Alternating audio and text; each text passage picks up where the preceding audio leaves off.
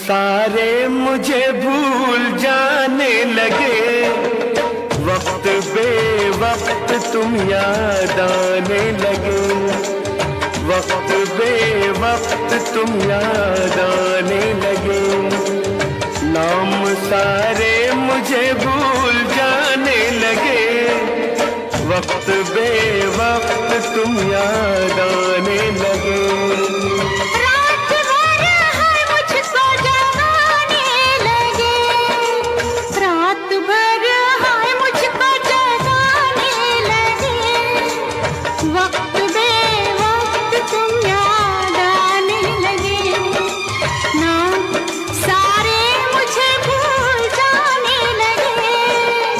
वक्त बेवक्त तुम याद आने लगे।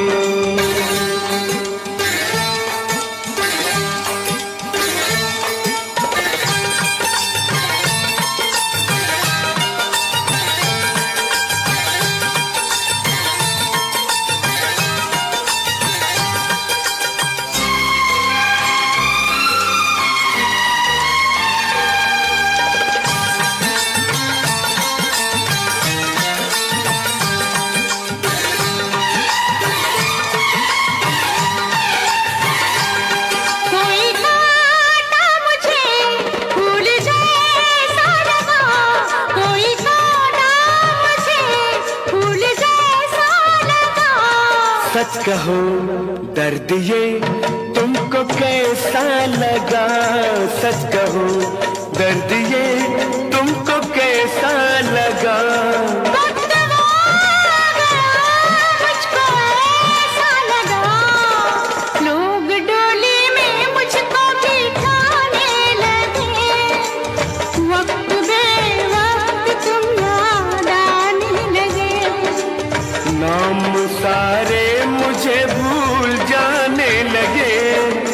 वक्त बेवक्त तुम याद आने लगे, वक्त बेवक्त तुम याद आने लगे।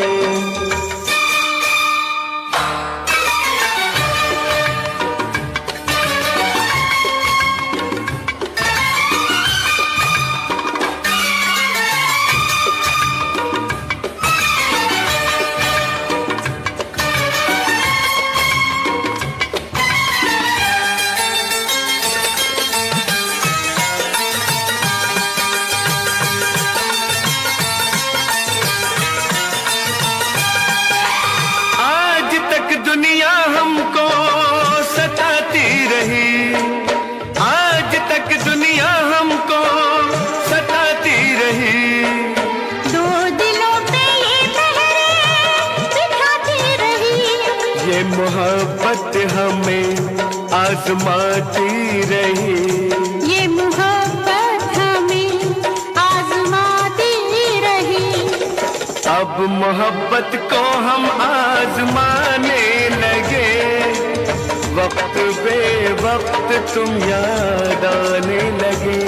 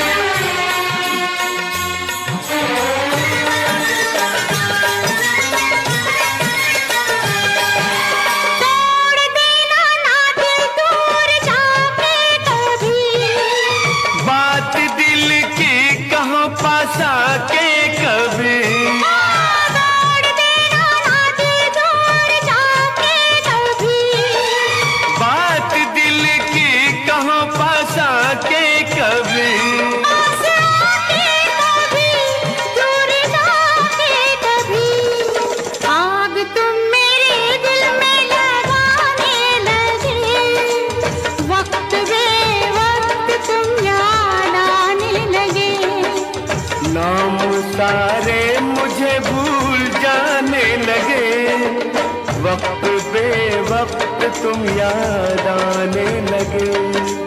रात भर हाय मुझको जगाने लगे, वक्त बेवक्त तुम याद आने लगे।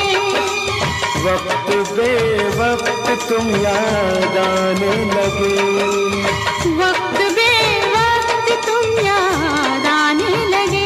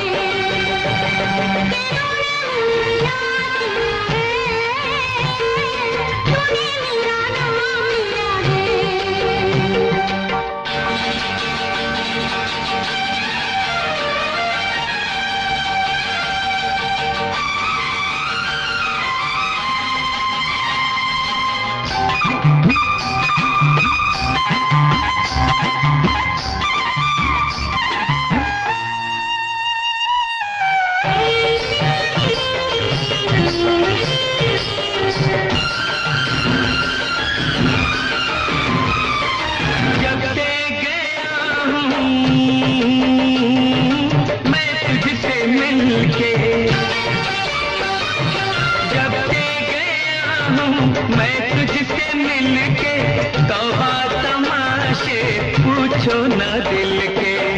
इतने दिनों में आए हो वापस, मुरझा गए कितने फूल खिल के। मेरा बुरा हाल रहा,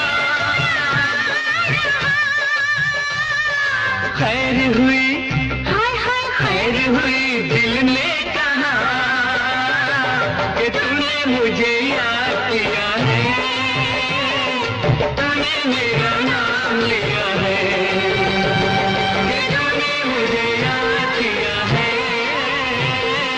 तूने मेरा नाम लिया है। हिच हिच हिच की लगी, हिच की, हिच हिच हिच की लगी, हिच की। आज सुबह जब मैं जगी, आज सुबह जब मैं जगा, ओ तेरी कसम ऐसा लगा कि तूने मुझे याद किया है, तूने मेरा नाम लिया है। कि तूने मेरा किया है, तूने मेरा नाम लिया है।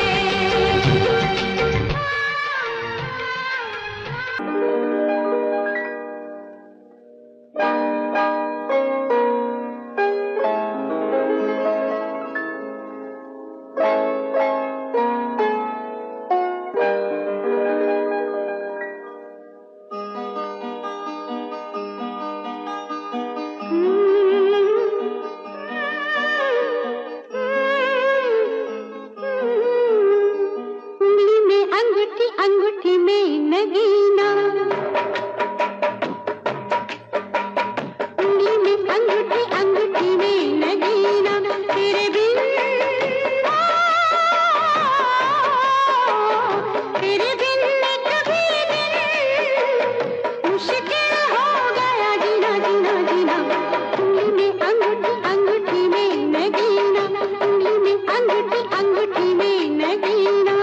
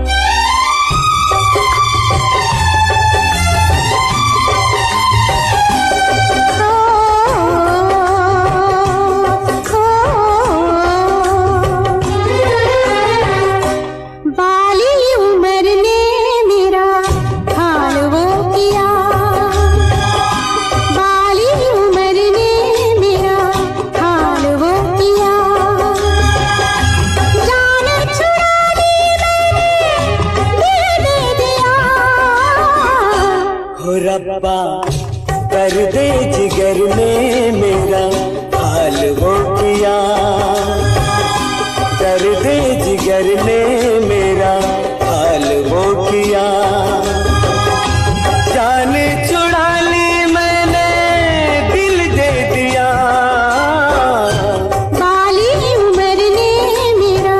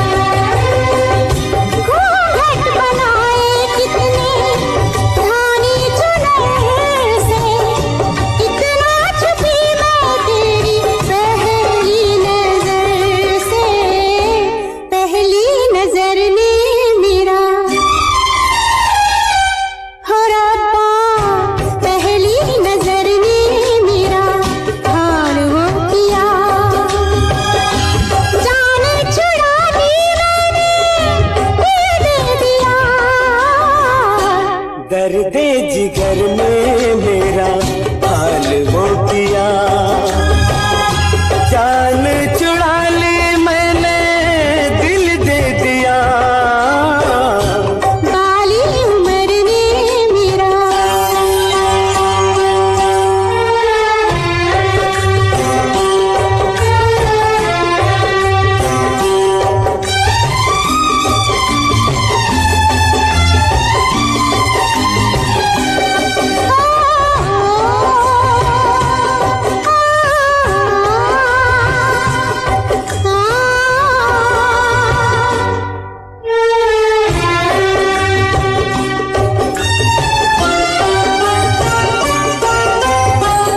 निकला न बाहर में तो शीशे के घर से, डरता रहा मैं सारी दुनिया के डर से।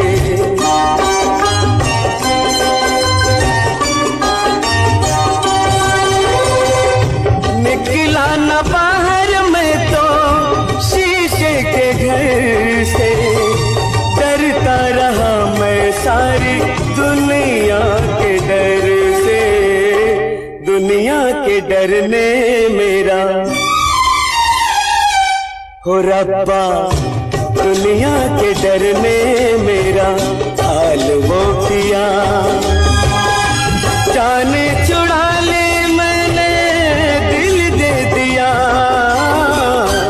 बाली उम्र ने मेरा हाल वो किया, जान चुरा ली मैंने दिल दे दिया। बाली उम्र ने मेरा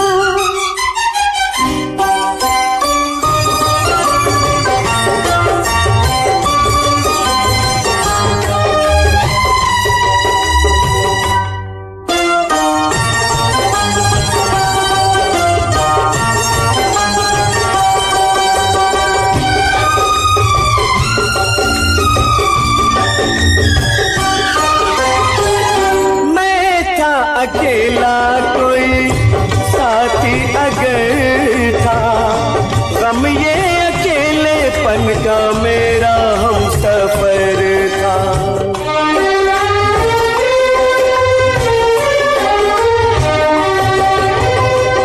मैं थी अकेली, कोई साथी अगर था, गम ये अकेलेपन का मेरा हमसफर था। इस हमसफर ने मेरा हाल वो किया, इस हमसफर ने मेरा हाल वो किया, जान चुरा ले मैंने दिल दे दिया। बाली उम्र ने मेरा हाल वो किया, दर्द जिगर ने मेरा हाल वो किया, जाने चुरा ले मैंने दिल दे दिया।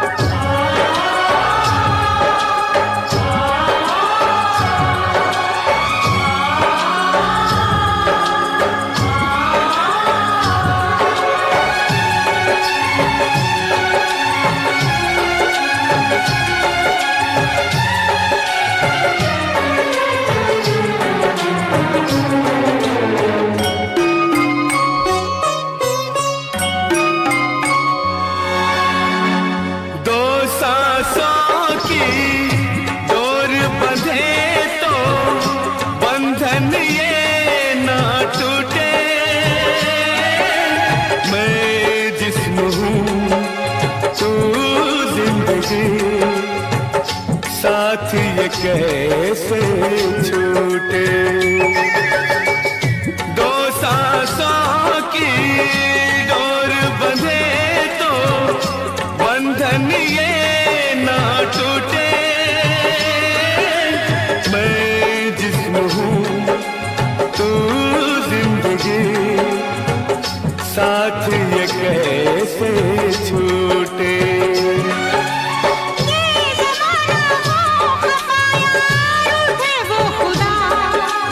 हाँ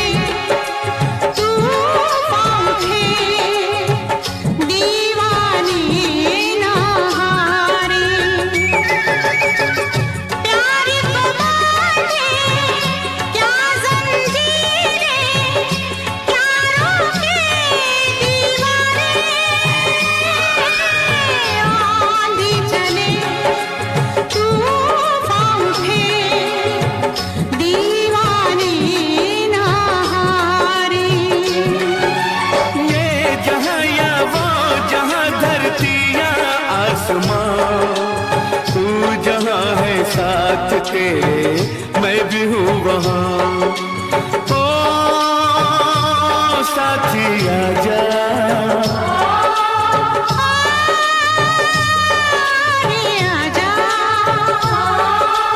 यार तेरा प्यार तो है मेरी जिंदगी, तू नहीं तो जिंदगी ये क्या है जिंदगी। यार तेरा प्यार तो है मेरी जिंदगी, तू नहीं तो जिंदगी ये क्या है जिंदगी। ओ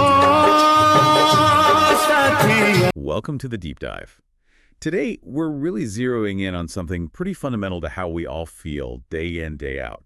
It's that powerful connection between the food we eat and our hormonal health. Exactly. We've been digging into this great podcast, Balanced Living, with hosts Jake and Sarah. They really unpack how diet impacts our body's messengers, the hormones. Yeah, they do. And our mission today really is to sift through their insides and pull out the actionable stuff for you, our listener. Right. We want to help you understand how your food choices can either, support or maybe even sabotage your hormonal balance. We're talking about those common issues. Like fatigue, right? That deep fatigue coffee doesn't fix. Or unexplained weight changes, mood swings. irregular cycles for women, low libido, sleep problems. Sarah mentioned all of those. It's so easy to just blame being busy or getting older. Totally. But Jake also brought up important points for men, like low energy linked to testosterone, or stress driving up cortisol, even digestive issues. Yeah, those can all be hormonal signals that often get overlooked. It's surprising how often that connection isn't made. Okay, so here's how we're going to tackle this today. First, we'll dive into the foods that really help your hormones, the good guys. Then we'll flip it and look at the things that might disrupt them, the potential troublemakers. We'll also get into some listener questions from their show, share some practical eating strategies. And look at gender differences, the gut hormone link, which is huge, lifestyle factors, bust some myths. Yeah, share some real stories. Yeah. Then wrap up with some clear takeaways and resources. Sound good? Sounds like a plan. All right, let's jump in. Foods for hormonal harmony. Balanced living. Really highlighted cruciferous vegetables first. Broccoli, cauliflower, Brussels sprouts. Yeah, and the interesting thing is how they help the liver detoxify estrogen. Sarah explained they have this compound, indole-3 carbonyl. Think of it like helping your liver filter out any excess estrogen. Really key if you suspect estrogen dominance. Makes sense. Okay, next up, healthy fats. Avocados, olive oil, nuts, seeds, fatty fish like salmon. Crucial.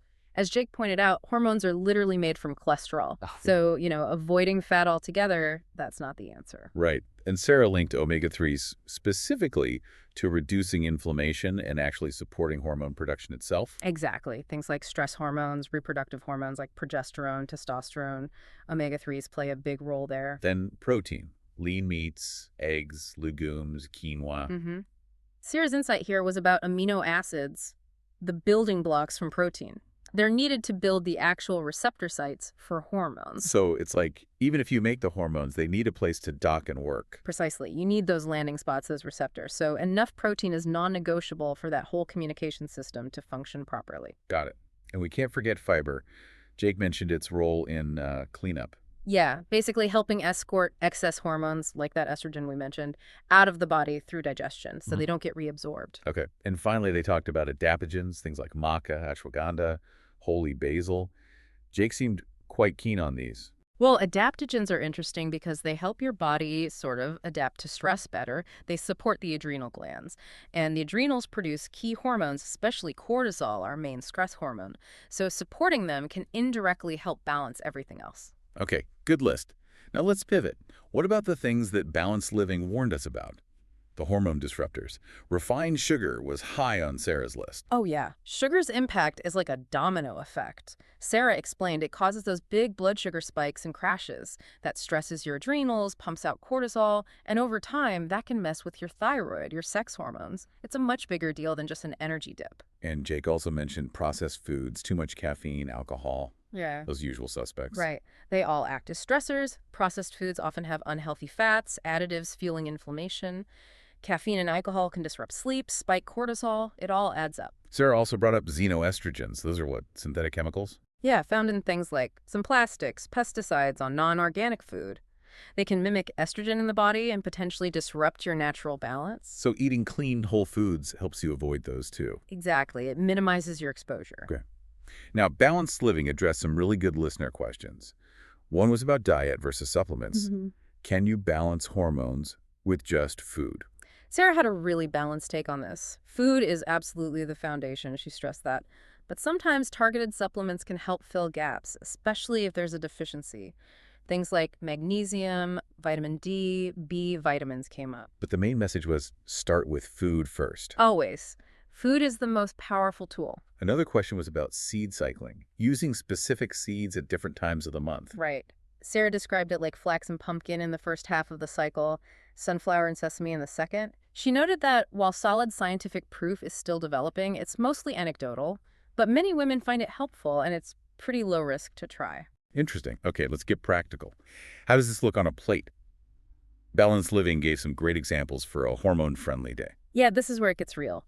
For breakfast, Sarah suggested something like scrambled eggs with spinach and avocado, maybe some sprouted grain toast. So protein, healthy fat, fiber. That seems to be the theme. Exactly. Or Jake's smoothie idea, protein powder, chia seeds, berries, almond butter, oat milk, same principle. Balance for stable blood sugar. Lunch. Sarah liked a big salad, leafy greens, maybe some roasted salmon for those omega-3s, quinoa, olive oil dressing, lots of good stuff there. Anti-inflammatory fats, fiber, phytonutrients. And dinner could be, say, a stir fry. Broccoli, peppers, tofu or chicken, brown rice, maybe some sesame seeds or tamari. You get lean protein, those helpful cruciferous veggies, complex carbs. Good mix. And they mentioned snacks are important too, right? To keep blood sugar steady. Definitely. Things like a handful of walnuts or pumpkin seeds, maybe a hard-boiled egg with hummus, something with protein or fat to prevent those crashes. Okay, now, do these recommendations change much for men versus women? They touch on gender specifics. Yeah, and while the basic stable blood sugar, good gut health are universal, there are some nuances. For men, Jake highlighted zinc for testosterone. So oysters, pumpkin seeds again, grass-fed beef. Right. Zinc is really important for male hormonal health and vitality. And for women. Sarah mentioned healthy fats and B vitamins being extra important, especially around perimenopause or post-pregnancy. And iron, too. Yeah, from leafy greens or grass-fed meat. Women's hormonal journeys have more distinct phases, so those nutrients become particularly key during transitions. She also briefly mentioned cycle syncing for women, maybe eating slightly differently depending on the phase of your cycle. A little bit, like maybe more complex carbs in the second half, the luteal phase. For energy and mood, it's more about tuning into your own body and what feels right for you at different times. Right. Now, we mentioned the gut-hormone connection earlier, but Balanced Living really emphasize how big a deal this is. Oh, it's huge. Sarah was very clear. The link is significant. Your gut bacteria actually help metabolize estrogen and regulate inflammation systemically. So if your gut's not happy, maybe leaky gut, or an imbalance called dysbiosis, poor digestion. That can directly impact your hormone balance. It messes with inflammation, detoxification. It's all connected. Which is why Sarah recommended fermented foods, sauerkraut, kefir, yogurt with live cultures. Exactly. And potentially probiotic supplements to introduce those beneficial bacteria. It can really help restore balance. And she also mentioned prebiotic foods, onions, garlic, asparagus, bananas. Yeah, those feed the good bacteria you already have. It's like tending your internal garden, which in turn supports your hormones. It's a whole cycle. Okay, so food and gut health are critical, but Balanced Living also stressed that lifestyle is just as important, right? It's not just about food. Absolutely not. Sarah really drove that home. You can eat perfectly, but if your sleep is terrible and you're chronically stressed, your hormones are still going to be struggling. Jake explained how stress pumps out cortisol. And that high cortisol can suppress reproductive hormones, mess with insulin, impact your thyroid. It throws a wrench in the works. So the recommendations were pretty clear. Prioritize sleep, find movement you enjoy, practice mindfulness, take breaks from screens. Even just daily walking, Jake noted, can help manage cortisol. It's about the whole picture. Okay, let's bust a couple of myths they talked about. First one, only women need to worry about hormones. Yeah, that's a big misconception.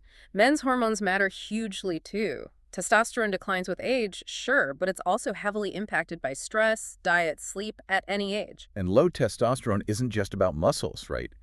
Jake mentioned fatigue, depression, loss of strength, even fertility issues. Exactly. It affects overall well-being significantly. Hormonal health is definitely not just a women's issue. Another myth, the whole soy controversy. Is soy bad for hormones? That causes so much confusion. But Sarah and Jake clarified that moderate amounts of whole soy foods, tofu, tempeh, edamame, can actually be beneficial for many. Especially, they said, for menopausal women. Right, because the phytoestrogens in whole soy can interact gently with estrogen receptors. It's not like they overwhelm your system, which is the fear some people have. Moderation and whole forms are key. Gotcha. It helps to hear real stories, too. Sarah shared one about a client, Emily. Yeah, Emily was dealing with heavy periods, mood swings, bad fatigue. Pretty common stuff, unfortunately. Sarah explained how they focused on regular meals, healthy fats, iron, cutting back caffeine, adding magnesium, and within a couple of months, big improvements. Lighter cycles, better energy, no more afternoon crash. That's great. And Jake had a simpler story about a friend who just swapped fast food for home, cooking more protein, more greens. And noticed better skin and sleep. It just shows how powerful those basic food swaps can be. Food is medicine, really. They also had a quick insight from a naturopath, Dr. Leah Reynolds, focusing on blood sugar. Yes, her key point was blood sugar balance is foundational. Those spikes trigger cortisol, which, as we said, suppresses sex hormones. So her advice, eat regularly every 4 or 5 hours, focus on whole foods, stay hydrated. Simple but crucial. Okay, this is motivating. Balanced Living actually proposed a 3-day hormone reset challenge. Sounds like a good way to start. Yeah, it's a really manageable way to test the waters. For just 3 days, protein-packed breakfast, at least 3 servings of veggies daily, skip processed sugar and alcohol, drink plenty of water like 2 liters, and aim for bed by 10:30 p.m. We should definitely encourage you, the listener, to give that a shot, see how you feel. Absolutely. And if you want to learn more, they recommended some great resources. Books like Woman Code by Elisa Vitti, The Hormone Cure by Dr. Sarah Gottfried, Estrogen Matters. Plus, they often have free meal plans in their show notes and suggested revisiting their episode on stress and cortisol. Good places to continue learning. It's also key to remember our hormone needs change over time, right? Throughout life. Sarah brought this up. Super important point.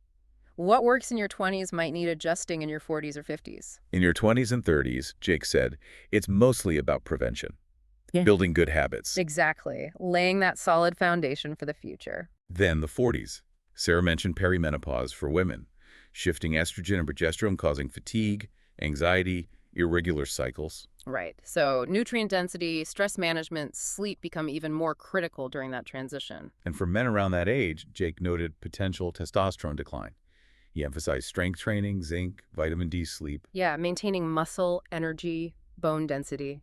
Testosterone is key there. And post-50s, Sarah said the focus shifts more towards longevity, bone health, heart health, insulin sensitivity. Which is where those anti-inflammatory foods really come in. Berries, leafy greens, turmeric, omega-3s, supporting overall health as we age. We also need to touch on the emotional side of hormones.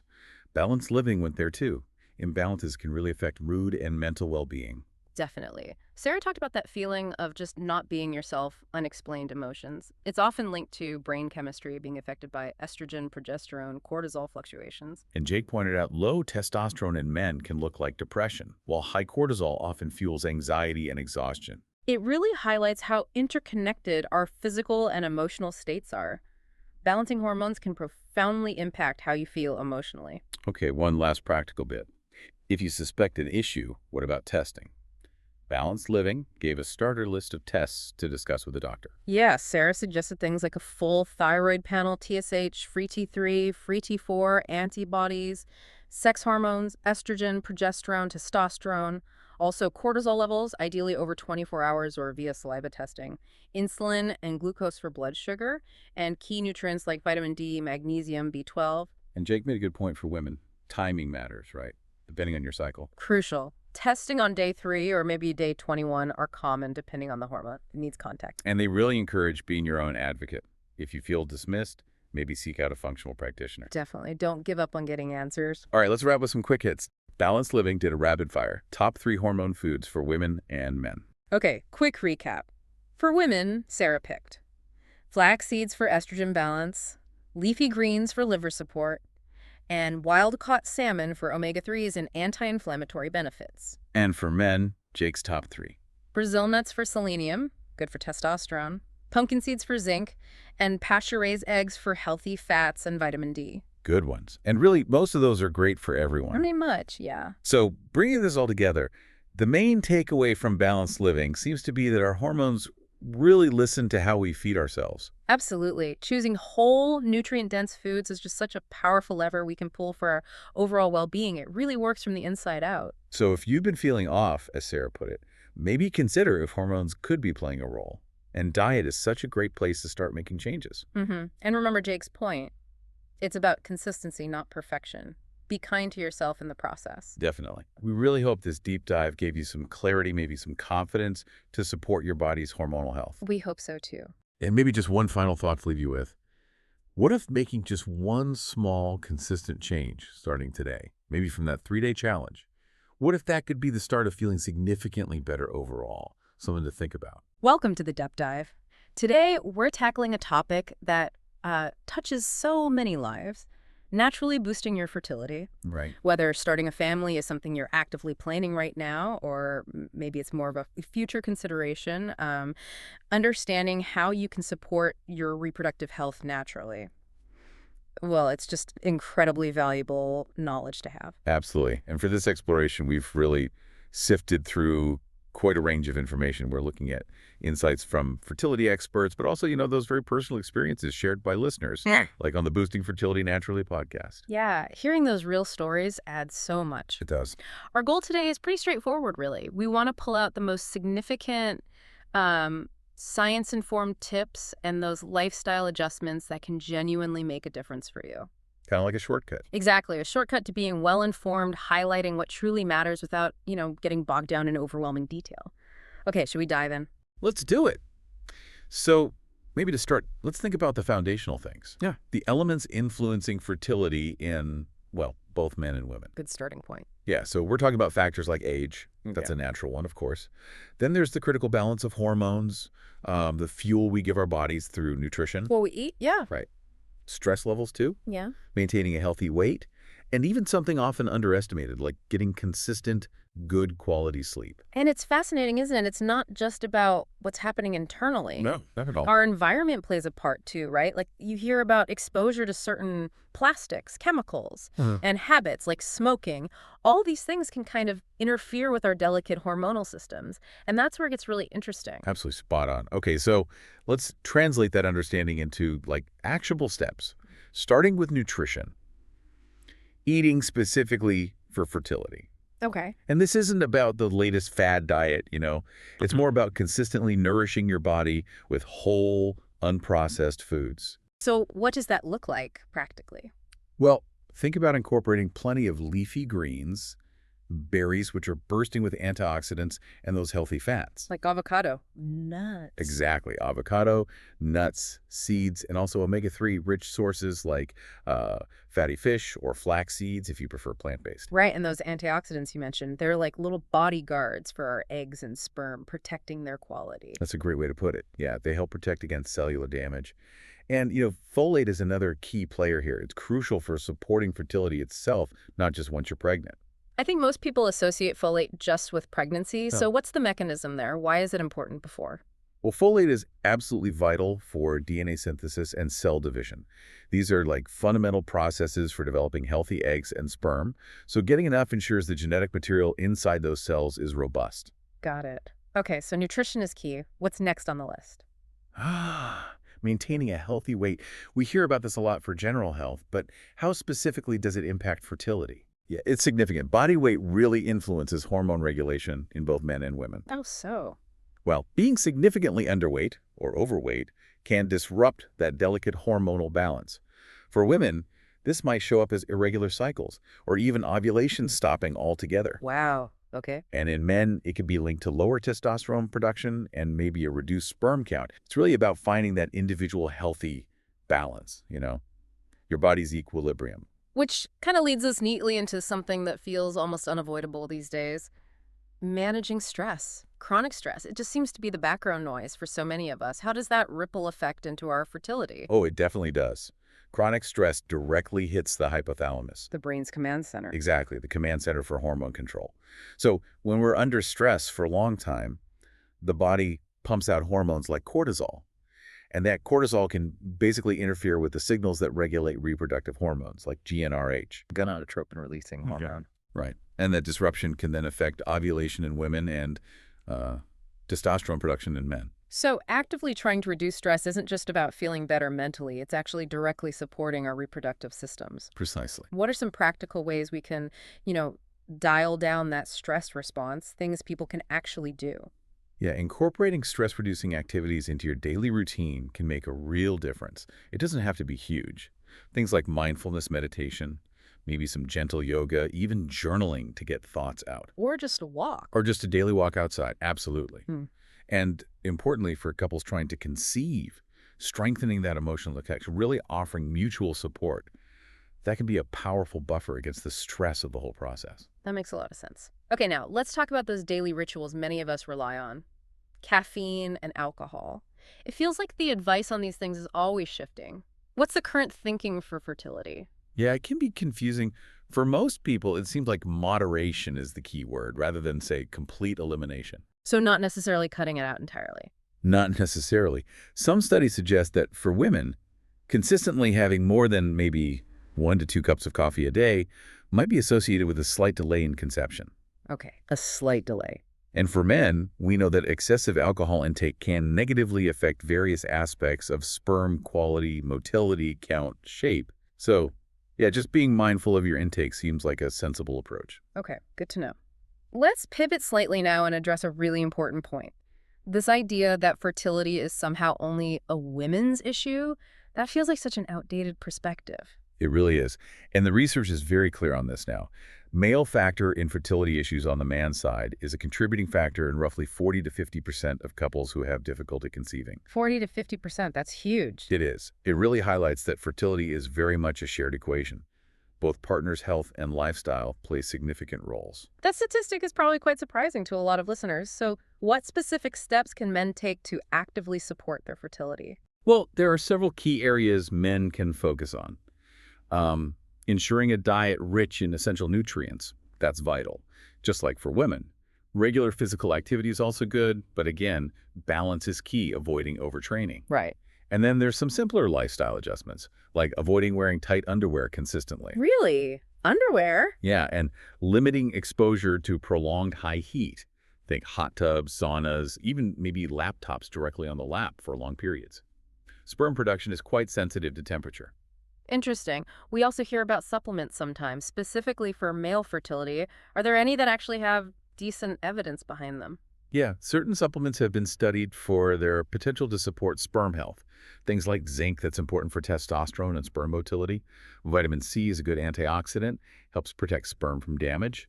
And CoQ10 plays a role in energy within the sperm cells. Okay. But, and this is crucial, supplementation should really be approached cautiously, ideally under the guidance of a healthcare professional. Right, don't just start popping pills based on something you read online. Exactly. Get tested, talk to a doctor, see what you actually need, if anything. Good advice. Okay, let's shift focus again to another daily essential, sleep. It often feels like the first thing we sacrifice when life gets hectic. How critical is sleep for fertility? Oh, it's absolutely vital. Consistent quality sleep, generally aiming for around 7 to 8 hours a night, is fundamental for regulating that intricate dance of hormones. The ones governing ovulation and testosterone. Precisely. Ovulation in women, testosterone production in men. Think of sleep as like a foundational pillar supporting your overall reproductive health. When we're consistently sleep deprived, those hormonal rhythms can just get thrown off. Makes sense. And then there's the more strategic element when you're actively trying timing intercourse. It can sometimes feel a bit clinical or I can feel that way, yeah. Yeah. But understanding and focusing on a woman's fertile window really does significantly increase the chances of conception. And that window is? Typically, it spans the few days leading up to and including the day of ovulation. So maybe 5-6 days total where conception is possible. And tracking helps pinpoint that. Exactly. Using cycle tracking apps or those ovulation predictor kits you can buy, they can be really helpful in identifying this fertile window and removing some of the guesswork. It's just a practical way to align your efforts with your body's natural rhythms. Okay, let's tackle some common myths now. Bust some misconceptions around fertility that we hear all the time. One big one is the idea you can get pregnant at any point during your cycle. Yeah, that's definitely a widespread myth. The reality, as we just touched on, is that a woman's fertile window is actually quite limited, usually around 5 or 6 days per menstrual cycle. The highest chance is in the days right before and including ovulation day. Right, not the whole month. Not at all. And for men, there's sometimes this assumption that if they feel healthy, if they go to the gym, eat okay, their sperm health must be fine. Unfortunately, that's not always the case. Various things like hormonal imbalances we talked about, certain lifestyle choices, even underlying medical conditions someone might not know about. They can affect sperm quality and quantity without causing any obvious symptoms. So you wouldn't necessarily know? You wouldn't necessarily know, which is why male fertility testing can be really important if a couple is struggling. Got it. Another myth we should probably address is the idea that age doesn't really matter for fertility as long as you maintain a super healthy lifestyle. Right, the health negates age idea. Well, while being healthy is undoubtedly beneficial at any age, it doesn't entirely erase the biological realities of aging. Biology is biology. Pretty much. For women, fertility typically starts a gradual decline in their early 30s, and that decline becomes more pronounced after 35. And for men, does age matter for them too? Yes, it does. Men can also experience a gradual decline in sperm quality and motility, particularly after age 40 or so. So, while healthy habits are absolutely crucial for optimizing fertility, whatever your age, being aware of these age-related changes is also important for, family planning. It's about managing expectations realistically. Exactly. Now, trying to conceive, it can be such an emotional journey, can't it? Often with unexpected ups and downs. Let's talk about that real talk side of things for a moment. Yeah, it's so important. The process of trying to conceive can bring up this huge spectrum of emotions. From excitement and hope at the beginning. To maybe frustration. Anxiety. Definitely. Frustration, anxiety, even feelings of isolation, especially if the journey takes longer than you expected. And it's just so important to normalize all of those feelings. The hope, the disappointment, the grief sometimes, the need for support. It's all valid. It seems like it could be easy to feel quite alone when facing these challenges. Why is reaching out, getting support, so vital? Well, seeking support, whether it's from a therapist who specializes in this, or a support group with others going through it, or even just having really open, honest communication with your partner, it's actually a sign of strength. Not weakness. Absolutely not. It provides invaluable emotional backup, practical guidance sometimes too. Prioritizing your mental well-being isn't separate from your fertility health. They're deeply connected. Managing the emotional roller coaster can significantly impact your whole journey. That's a really powerful point. Okay, we've had some great questions come in from listeners on this. Let's dive into a few. One listener asks, how does exercise impact fertility? Can it help or hinder? That's a really common, thoughtful question. Yeah. The key with exercise and fertility seems to be finding the right balance. Like with many things. Exactly. Moderate physical activity, things like brisk walking, swimming, maybe some lightweight training, yoga that can be very beneficial. It helps circulation, can help regulate hormones, and it's a great stress reliever, as we discussed. But too much can be a problem. Potentially, yes. Excessive or very intense exercise, particularly things like endurance sports, can sometimes disrupt menstrual cycles in women, or it might possibly lower sperm count in men. The body can interpret that extreme physical exertion as a form of stress. And then we're back to the stress hormones interfering. Right, which can then impact the reproductive hormones. Yeah. So moderate and consistent is generally the way to go. Makes sense. Okay, another listener asked about supplements. Are they really necessary or just hype? Another great question. Supplements can be helpful, especially if there are no nutritional deficiencies. Like if blood tests show low vitamin D or something. Precisely. Folic acid, as we mentioned, is widely recommended even before conception, and other nutrients like vitamin D, CoQ10, omega-3s, they have shown potential benefits in studies for supporting fertility. However, There's always a however. there often is. Yeah. It's really essential to avoid just self-prescribing based on Dr. Google. It's always best to get your nutrient levels actually checked and talk with a healthcare provider. They can tell you if supplementation is appropriate for you, specifically, and make sure you're taking the right dose. More isn't always better. Okay, very clear. And a very practical question here. When is it actually time to seek help from a fertility specialist? What are the general guidelines? Yeah, that's a question many couples grapple with. As a general guideline, if you're under the age of 35 and you've been actively trying to conceive for 1 full year without success. Actively trying meaning regular intercourse around the fertile window. Yes, exactly. Then it's usually advisable to consult with a fertility specialist. If you're over the age of 35, that time frame is typically shortened to 6 months. Because of the age factor we discussed. Right. Age could be a more significant factor then. But of course, these are just general recommendations. If you have any specific concerns, maybe a history of irregular cycles or known reproductive issues, it's always best to seek professional advice sooner rather than later. Don't feel you have to wait the full year or 6 months if something feels off. Good point. Now, thinking about our modern lives, this fast-paced world we live in, it seems like that could present some unique challenges when it comes to fertility, couldn't it? Oh, absolutely. Think about it. The constant demands, the pressure to be always on, connected. Good screen time. The pervasive presence of screens, definitely, which can mess with our sleep. The reliance on processed foods because we're busy. Constant multitasking. Guilty. We all are. All of these things can contribute to chronic stress. And as we've established, that can negatively impact reproductive hormones and overall fertility.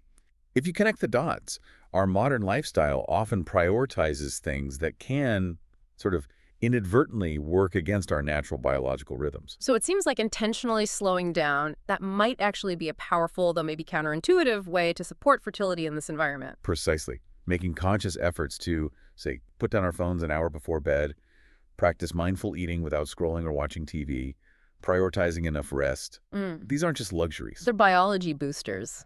In a way, yes. They are fundamental ways to support our hormonal balance and reproductive health.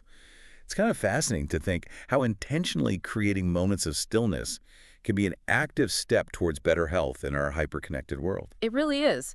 Fertility is also so intertwined with cultural beliefs and expectations in many societies. How does that layer of pressure affect people? That's such a crucial point to bring up.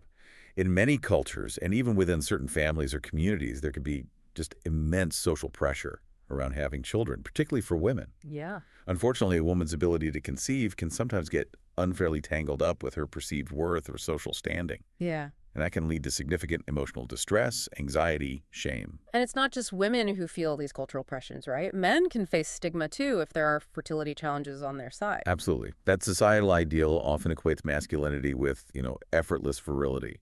So it can be incredibly difficult for men to cope if they get a diagnosis of low sperm count or other issues. Makes it hard to talk about. Exactly.